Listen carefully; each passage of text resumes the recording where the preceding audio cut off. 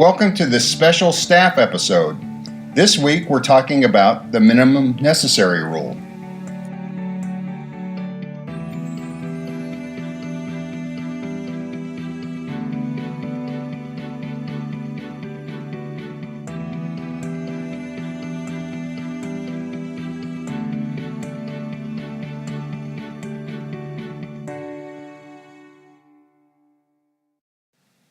The vast amount of HIPAA compliance work goes on behind the scenes and is handled by practice managers.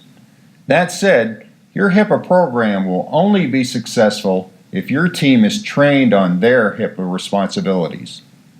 From time to time, we'll publish special staff episodes. We'll keep these episodes short so that you can easily work them into team meetings or any other training setting that fits your needs. Just look for the red Special Staff Episode banner. Just a couple of quick notes before we start. The lesson slides forward automatically, but feel free to use the player controls at the bottom of the screen. Check out the Resources tab at the top left of the screen to find links to HIPAA general information from the Department of Health and Human Services, links to other HIPAA information specific to the lesson topic, and contact information for Lake House Consulting. Let's get started. The minimum necessary rule is part of HIPAA's privacy rule. In fact, it is the very heart of the privacy rule. At first glance, the wording of the rule in the regulation could be confusing. Let's take a look at the actual wording and then break it down a bit.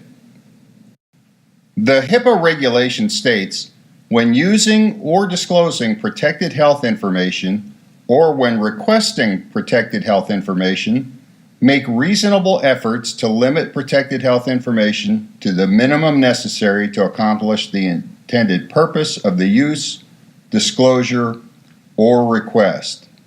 Now that all sounds kind of legalese to me, so let's take a closer look. Before you can figure out if you're treating PHI properly, determine all the ways this type of information is typically shared at your practice. Identify examples of when you use, disclose, or request protected health information. If you're training as a group, pause this presentation now to compare your answers. For example, you probably use PHI to treat your patients and to bill your patients. You might disclose PHI to the actual patient, to somebody the patient has authorized, or to other healthcare workers involved in the patient's care. You might also request PHI from other providers so that you can treat the patient. These are all legitimate reasons why you would use, disclose, or request protected health information. Now that we know where we use, disclose, and request PHI, let's look at the first part of this phrase. Make reasonable efforts to limit protected health information to the minimum necessary. So who determines what is reasonable? HIPAA regulations rely on practitioners to ethically decide what information is reasonable to use, disclose, or request. The next part of the phrase, limit protected health information to the minimum necessary, also is based on the practitioner's ethical decision-making as long as sharing that information is necessary to treat or bill the patient or is needed to run the practice.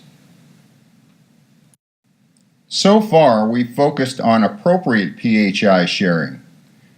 We know we should only use, disclose, or request the PHI we need so that we can do our jobs. If you're training as a group, pause this presentation now to identify examples of improper use of PHI. Here's a few examples. A healthcare worker accesses the records of a patient even though they're not involved in the patient's care. The patient might be a friend or family member, but unless there is written authorization from the patient, this is a HIPAA violation. Likewise, two healthcare workers discuss a patient's condition just out of curiosity, which is also a violation. Or someone from the practice discusses payment or treatment with the patient in an area where others can hear. If an improper disclosure is unintentional, it's still a violation. There are also cases where healthcare workers have used patient information for identity theft. Whether a breach of patient privacy is intentional or accidental, practices can still face serious penalties for violating the minimum necessary rule. Individual healthcare workers who cause HIPAA breaches can be disciplined and in some cases face criminal penalties. In a real-world case, a hospital employee did not observe minimum necessary requirements when she left a telephone message with a daughter of a patient that detailed both her medical condition and her treatment plan. If you're training as a group, pause the presentation now to discuss the case. Always keep in mind that the patient's information belongs to the patient. The patient must give authorization to share it with other people. It would be just as wrong for two healthcare workers to talk about a patient's medical condition if one of them was not involved in the patient's treatment. Minimum necessary only works if your staff understands the rule, are trained, and the rule is enforced.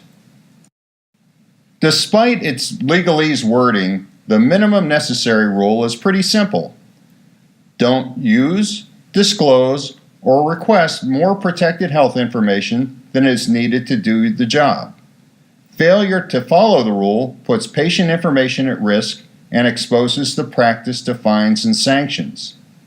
We've placed a link on the Resources tab to the HHS minimum necessary requirement.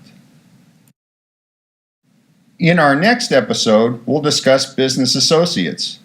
Business associates are people or companies outside of your staff who can access protected health information from your practice while they perform some service for you. HIPAA regulations put these folks in a special category and require practices take certain actions to make sure that both you and your business associates are HIPAA compliant. If you'd like us to cover a specific topic or need any help with HIPAA compliance, feel free to drop us a note. We've posted contact links on the Resources tab at the top left corner of this window. We'd love to hear from you. Have a great week.